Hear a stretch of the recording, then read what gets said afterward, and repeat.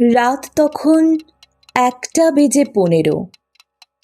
তিনি দোতলা থেকে এলগিন রোড দেখলেন, নিঝুম, নিস্তব্ধ। পথে পথে গোয়েন্দার টিকটিকি, যাতে কোনো মাছি গলতে না পারে।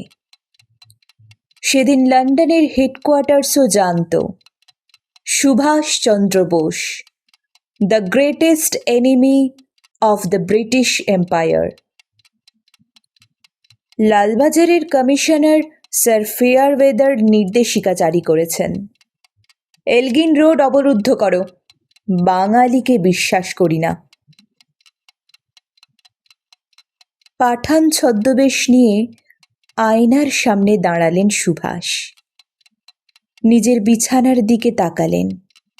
কি হবে নরম শয্যায়, যদি কান্না শুনতে না পাই?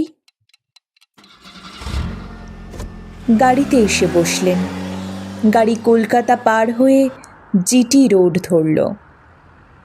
ব্যান্ডেল, চুঁচুড়া, শক্তিগড়, আসানসোল, অতি দ্রুত পার হয়ে গেলেন বেঙ্গল বর্ডার। কে পার হলেন? The greatest enemy of the British empire.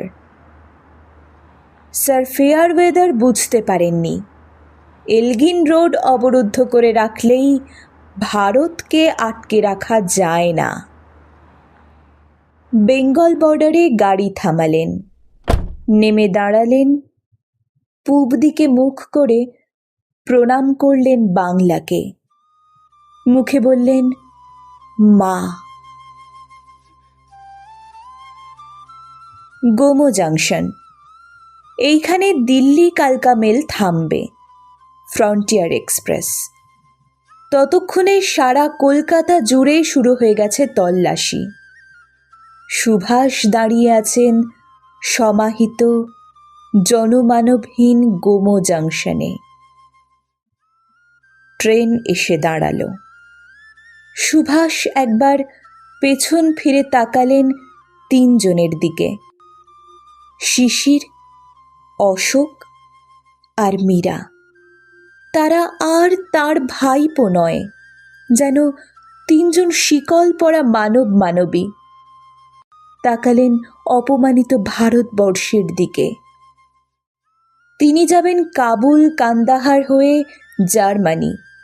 তাঁর লক্ষ্য নিজস্ব সেনাবাহিনী, তাঁর লক্ষ্য স্বাধীন ভারত। গোমো জাংশনে তখন শুধু কুয়াশা, এক ভারতবর্ষ কুয়াশা। শিশির, অশোক আর মীরা পায়ে হাত দিয়ে প্রণাম করলেন তাদের কাকাকে। কাকাকে না সেই লোকটাকে, the greatest enemy of the British Empire. এত বড় সম্মান বাঙালি আর কখনো পায়নি। সুভাষ কালকা মেলে পা দিতে গিয়ে আর একবার ঘুরে দাঁড়ালেন ভারতবর্ষের দিকে, উচ্চারণ করলেন, মা। ট্রেন ছেড়ে দিল। ইঞ্জিনের ধোঁয়ায় ভরে গেল গোমো জাংশন। ধোঁয়া আর কুয়াশার মধ্যে দিয়ে চলে যাচ্ছে ট্রেন।